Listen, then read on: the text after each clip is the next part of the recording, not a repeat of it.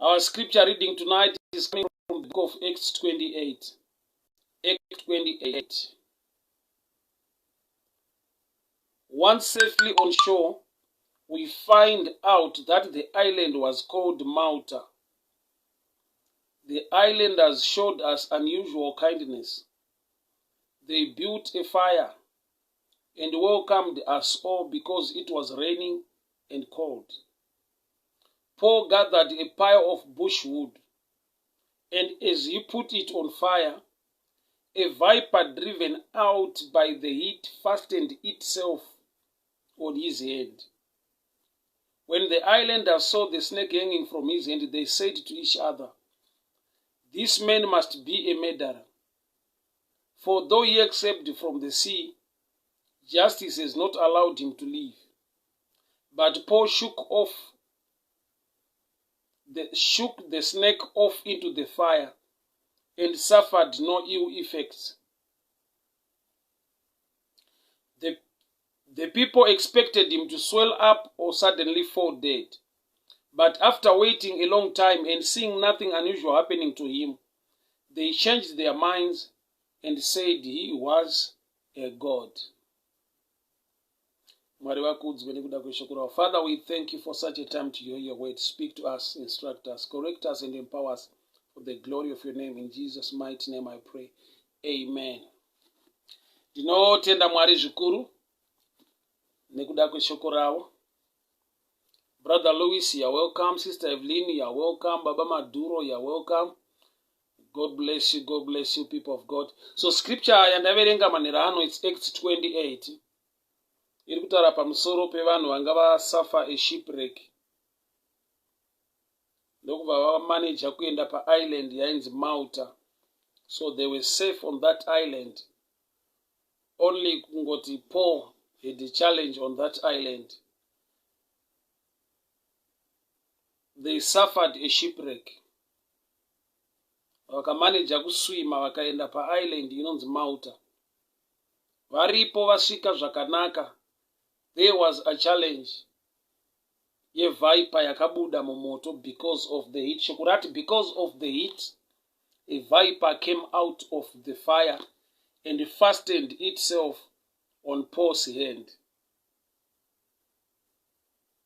Because of the heat,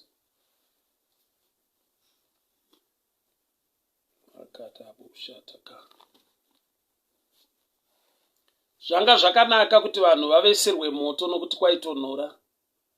Zvanga zvakanaka kuti vanhu vapiwe a welcome paisland. Asi pakaveswa moto, vanhu vaakudziya moto nokuti kunze kwaitonhora. But because of that heat, a viper came out. Purpose yaveserwa moto ndeyekuti vanhu vawane heat, varegere kufa nechando, varegere kukuvadzwa nechando. But the same heat yakanakira vanhu is the same heat iri kuita kuti a viper igone kubuda and fastened itself on Paul's hand. Manerano kutaura pamusoro pekuramba uchingonyengetera, pamusoro pekuramba uchingonamata kuna Mwari, pamusoro pekuramba uine ukavara Mwari, whether things are good or things are bad. Why? Because nyange vanhu vasurvive the shipwreck vari paisland inonzi Malta, moto waveswa kuri kutonhora kuti vanzwe kudziya, but a viper came out of the fire, and the reason is because of the heat, the viper came out of the fire. Yet these people, they need heat. Heat iwe vanotoida nokuti kuri kutonhora. It reminds me time yakabatwa Jesu ari manheru. Then Peter joined vanhu vanga vabata Kristu achidziya navo moto. A certain girl came to Peter. Ndokubva ati iwe mumwe wacho. Peter, you know how Peter ndokubva azoramba. But chakaita kuti musikana uyu agode kunotisa kuti Peter ari pano. They were around the fire. Vaidziya moto. Kurati kwaitonhora. Vaida heat. But the same fire yakaproduce heat iri kudiwa naPeter ndo yakaproduce all light. Kuti Peter agone kuoneka kuti ndi Peter uye aripo. So ndikuedza kuti muupenyu une zvaunamatira, une zvaunoshura, une zvaunoda, zvichida zvadzadzikiswa zvaitika.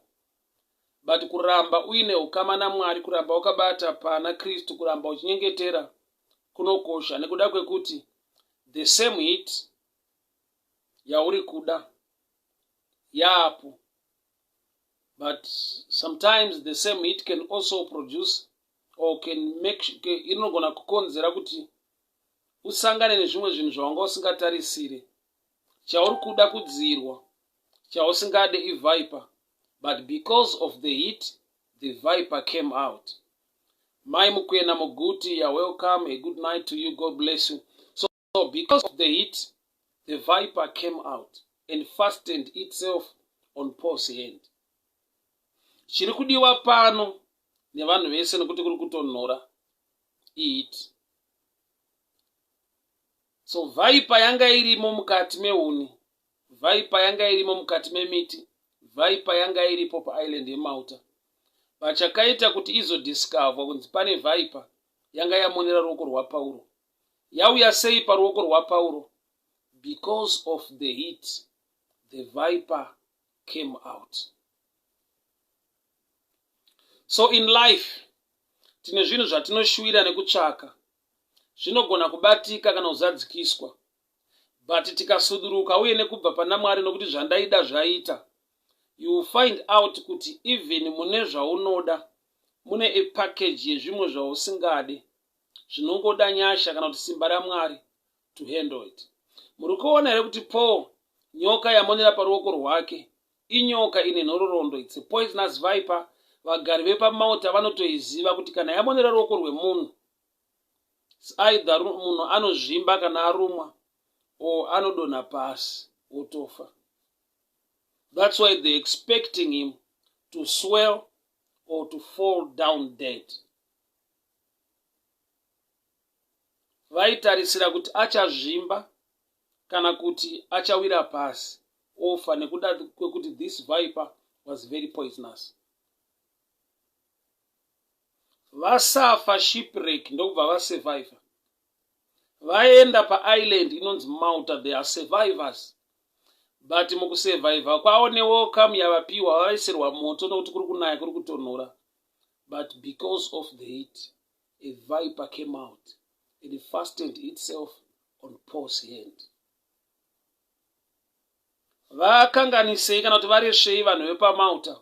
Havana. Vatovesawo moto vachiti we need to help these guys kuri kutonhora. Vapiwa a special welcome paisland yeMalta, vagamuchirwa zvakanaka. But hepano pane dambudziko, there was a viper in the fire. So ava vakagara around the fire vari kudziya moto nokuti kuri kutonhora. Then the viper came out. Pane nguva yekuti munhu unosvika paanodemba kuti dai zvinhu zvisina kuita zvakanaka, ndisina kuzosangana nedambudziko iri. I'll give an example. Mazuva andaishanda kune imwe kambani kuindustry. Pane misikanzwa yatakaita. But pataita misikanzwa iyoyo, there was a certain guy wataingoti uyu hatiite naye because anotaurisa. Then nyaya yacho payakabatwa, takasvika pakuyemura kana kuti dai ndiri uyu hangu watinoti akapusa hadi kuparticipate pane zvataita. Why? Because he was now safe. Isu nekungwara neutsotsi hwataita tabatwa zvino. Nyaya yakutonetsa, tada kudzingwa mabasa. Uyu wataita akapusa hajoine chikwata chedu nezvataita zvese. He was safe. Kureva kuti pane nguva yekuti unosvika pakudemba kuti dai zvinhu zvisina kufamba zvakanaka, ndiri safe. Neimwe nguva Pauro aigona kuva nepfungwa yekuti dai tisina kuveserwa moto, handaigona kusangana neviper. Dai vasina kutivesera moto, dai tashingirira hedu nechando pasina kuveswa moto, dai viper isina kuruma ruoko rwangu. Pane nguva dzakadaro muupenyu dzekuti munhu chaainamatira nekushuvira chazadzikiswa, bachinouya chakaloda mamwe machallenges ari so complicated to an extent yekuti munhu unodemba kuti zvakamboitikirei saizvozvo, zvakambofambirei zvakanaka. Just imagine kuti wasurvivor the shipwreck, waapa island inonzi Malta, magamuchirwa zvakanaka, kuri kutonhora, kuri kunaya, maveserwa moto, then a poisonous viper comes out. Nyoka yakuoneka nekuda kwekuti tapiwa a special welcome, taveserwa moto paisland yeMalta paitonhora. Chatiri kuda ihit, chatiri kuda moto wokudziya. Chatisingade iviper, chatisiri kuda inyoka. But nyoka iri kubuda mune chatiri kuda. Tiri kuda heat nokuti kuri kutonhora. But the Bible ndoparati because of the heat the viper came out. Hapana angavenge kudzirwa kana kuti heat when it's cold. But the challenge now is mukutonhora imomo moto waveswa. A viper driven by the heat fastened itself on Paul's hand. Ndakambonzwa vamwe vane mutauro wokuti hanzi tsitsi dzinokutsitsirira. Kureva kuti neimwe nguva unenge waita chakanaka, in return people will not appreciate or the abuse help yawavapa, kana kuti vanotaura zviri negative uchivabatsira.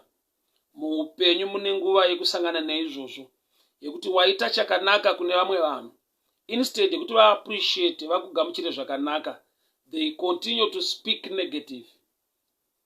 Vanogona kuva nemweya wokusagamuchira, mweya wokuti vanotaura zvavanofunga zvisiri izvo zvakanaka, ivo wavaitira chakanaka. So hapasi pese paunosangana nezvakanaka zvinongoramba zvakanaka, zvinoramba zvakatakura package yakanaka.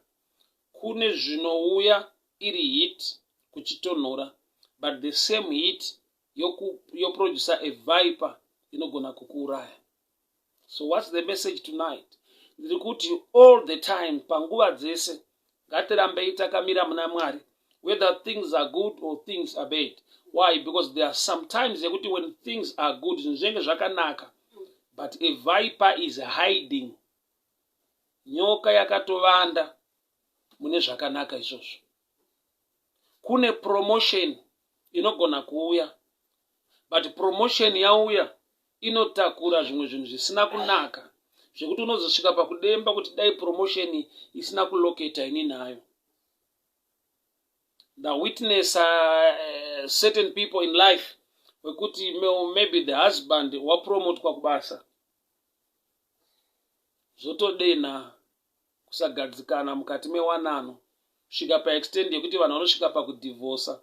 Murume kuti mari yawanda, ane musikanzwa asisina discipline, vachine mari shoma, salary iri low, vanga vari mugood relationship, but salary payakawedzera kureva kuti pane hit, pane kudziya, pane zvavanoda, indiscipline inobata murume kusvika paextend yekuti vanodivorsa, nekuti murume awedzerwa mari, salary yaanani, ane mamwe maonero ari different. Yet murume nemukadzi vaitonamata kuti Mwari, mhuri yedu ngaiwanirwe nyasha, promotion ibve kwamuri, murume wangu ngaasimudzirwe. Asimudzirwa, pane zvinosimuka nekuti munhu wasimuka. My brother Joshua Mazengera, good night to you, God bless you. Mai Murwira Nyamunda, God bless you. Mai Mukwena, God bless you. Mai Chikua, God bless you. Sister Sylvia Dumbu, God bless you. So zvatinoda tanamata zvaitika zvazadzikiswa muupenyu. Ngatirambei tine relationship uye nekuda Mwari.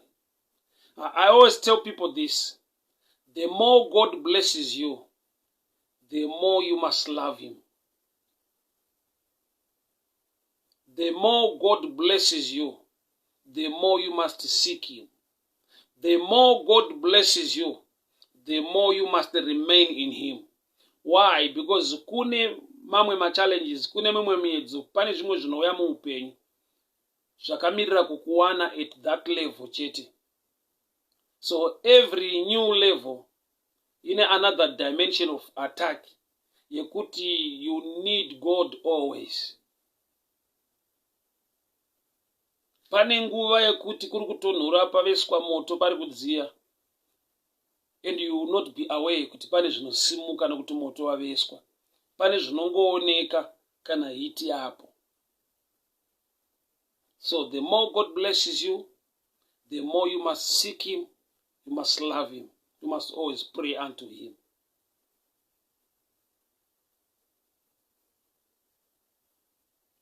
Moto wakanaka kuti uveswe nokuti kuri kutonhora, asi kune zvinongooneka bedzi nokuti pane moto uripo.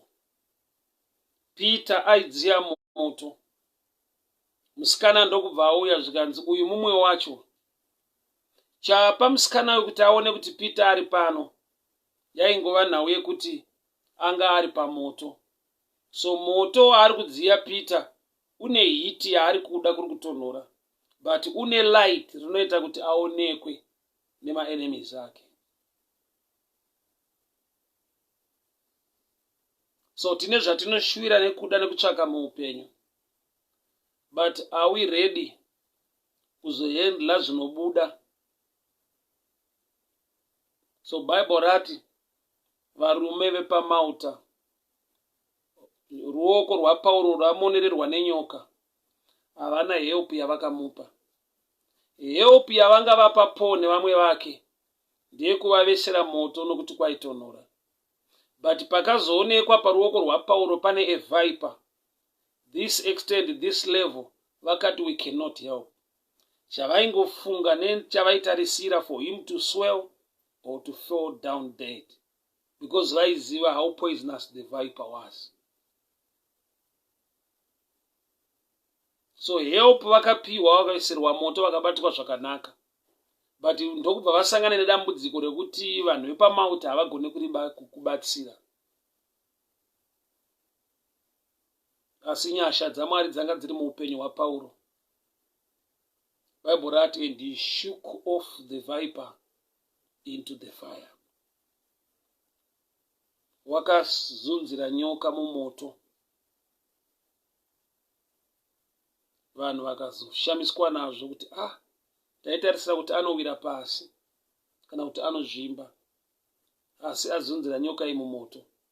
Nokuti vanhu vaiti vakamuona, vakamutarisa aine nyoka paruoko, vane mashoko avakataura, vakati this man must be a murderer. Justice iri kuramba kuti ararame. Ndo zvavakafunga, ndo zvavakataura. But Paul wakasurvive. Dzimwe nguva Paul aigona kuita pfungwa yekuti why me? Pavanhu vese sei viper yauya pandiri. It was simply because he was the only one who was so much anointed to deal with such a viper.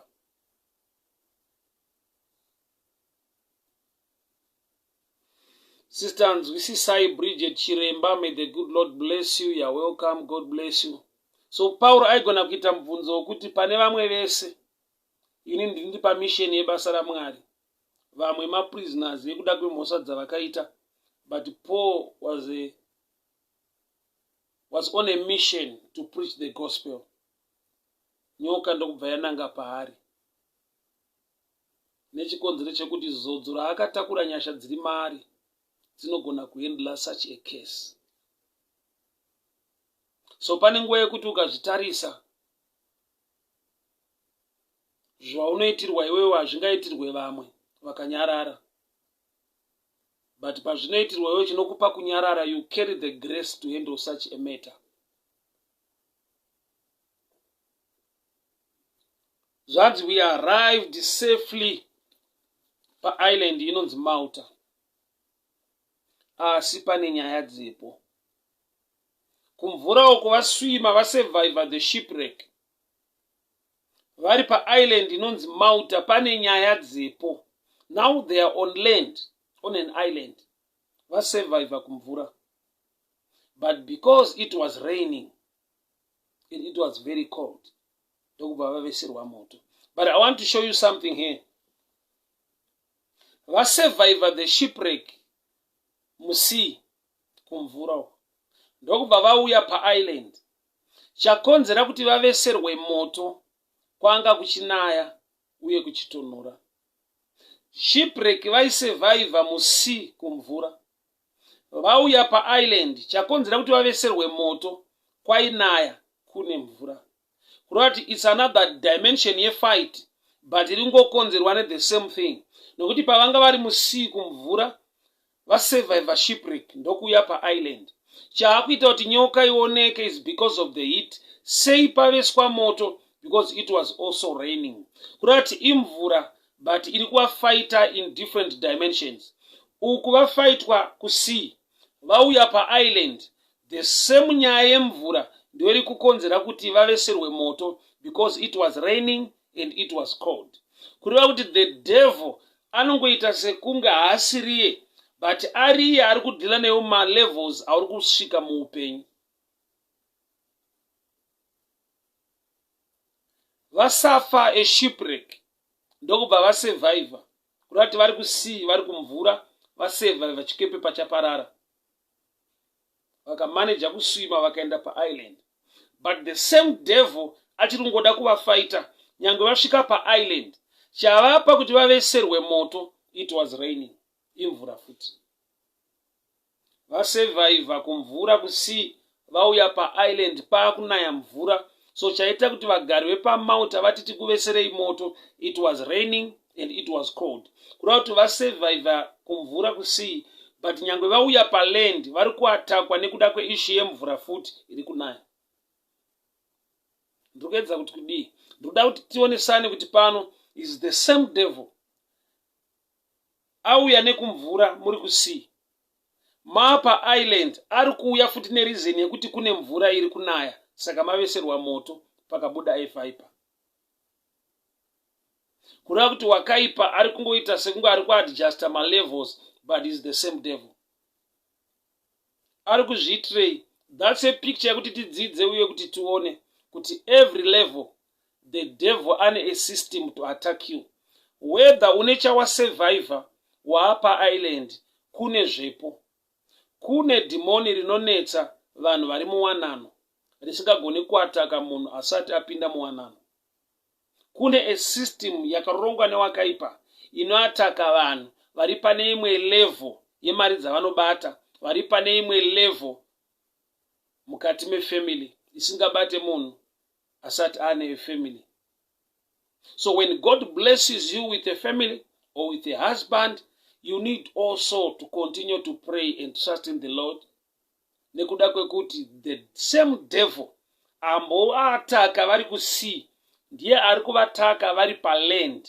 Why? Nekuda kwekuti kusea kuimvura, pavauya paland vaveserwa moto nokuti kwainaya uye kuchitonhora. But thank God, tinotenda Mwari nekuda kwemurume unonzi Paul ane nyasha dziri muupenyu hwake. Ndiye anoti handini ndinorarama asi Kristu mandiri. Instead yekuti nyoka iri poisonous irume Paul awire pasi, ropa rakatengwa ratakatengwa naro, ropa raKristu Jesu ndo raakurarama matiri, ndo ranga riri muna Paul. Nyoka yakamonera ruoko rwa Paul, asi maresults aitarisirwa paisland yeMalta haana kuitika. Pakaitika actually the opposite. They were expecting him to swell or to fall down dead, but he survived. He shook off the viper into the fire. But kana iriyo same hit yakonzera kuti the viper ibude iende paruoko rwa Paul, tozonzwa shoko rekuti but Paul shook off the snake off into the fire, suffered no ill effects. Kureva kuti Paul paakaita gather, I need to read verse 3. Paul gathered a pile of brushwood, and as he put it on fire, a viper driven by heat came out. Kureva kuti Paul paari kuisa tsotso huni dzake, viper ndo pairi kubuda. So huni dzaPaul padzakanojoinana nedzimwe ukava moto wakakura, he shook off the snake into the fire. Kureva kuti Paul ane huni dzaakaintroducer dzakameka a fire inozouraya the viper. Huni dzanga dziripo nehiti yanga iripo yakaita kuti viper ibude because of the imonero roko rwa Paul. but nekuda kwekuti Paul aita gather brushwood and he put it on fire, ane huni dzaaisa. What am I saying? Ndiri kuti unofanirwa kuisa huni dzemunamato. Prayer must be a lifestyle, whether on island or whether on the sea. Zvakanaka zvisina kunaka, muwanano usiri muwanano, mumhuri usina mhuri, mumari zhinji mumari shoma, muutano mukurwara, nekuda kwekuti the devil or the enemy are after your life. Ane a system inokufaita nyangwe uri mutano, ane a system inokufaita mukurwara. Ukapora ane system yaanokufaita nayo, wapora kudaro. Sapa kuda kuti upote uchiwedzera tsotso, upote uchiisa huni mumoto, nokuti hiti iripo yakonzera a viper kubuda, but the heat will now turn into a real fire inoita consume the viper, and the consuming fire ndiye Mwari watinonamata. Mwari uyu ndiye shoko rake. In the beginning was the word was with God, and the word was God, and the word became flesh and dwelt among us. Kurati shoko naMwari zvimwe chete. So Paulo wakatora utsotso, wakatora huni akaisa mumoto. Choto chako chiri kushayiwa huni dzekukuchidzira. Auta yako inofanira kunge ichipfuta neminamato. Kune tsotso dzinoda kuiswa mumoto.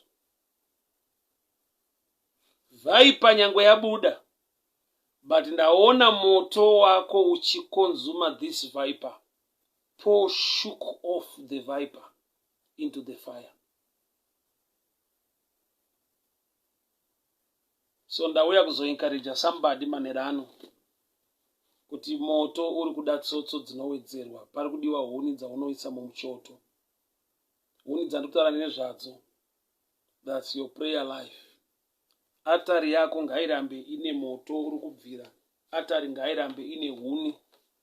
Nekuda kwekuti zvinoda kurwa newe zvakuda kuti uzvizunzire mumoto wawawedzera tsotso. Ukazvizunzira mumoto waveswa nevanhu vepamauta, though the same fire yanzi because of the heat the viper came out, but kana Paul awedzera tsotso, it's this fire that will also kill the viper.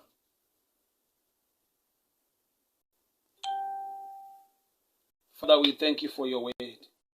We thank you for speaking to us. Tinokutendai nekukupa imbiri nokuti makanaka nokuti makatendeka. Every level yamuchatisvitsa nenyasha padzinotisvitsa, tirambe tichikudai, tirambe tichikunamatai, tirambe tichinyengetera kwamuri nokuti makanaka makatendeka. Whether on the sea or on the island, munoramba muri Mwari, munoramba makatendeka, munoramba makarurama. Ndinonamata manerano noupenyu waSylvia Dumbu, ndirikunamata noupenyu wanzisai Bridget Chiremba, ndirikunamata noupenyu wamai Tekla Murira Nyamunda. Baba, ndirikunamata noupenyu wamai Mukwena Muguti, ndirikunamata noupenyu wa Evelyn Mupotsa, ndirikunamata noupenyu wamai Chikuwa, ndirikunamata noupenyu waLouis Charema. Ndataura favor nekugoneswa muupenyu hwevana venyu. Every plan of the enemy against their lives must be put to shame. Every negative voice must be silenced. In the mighty name of Jesus, I pray. Amen.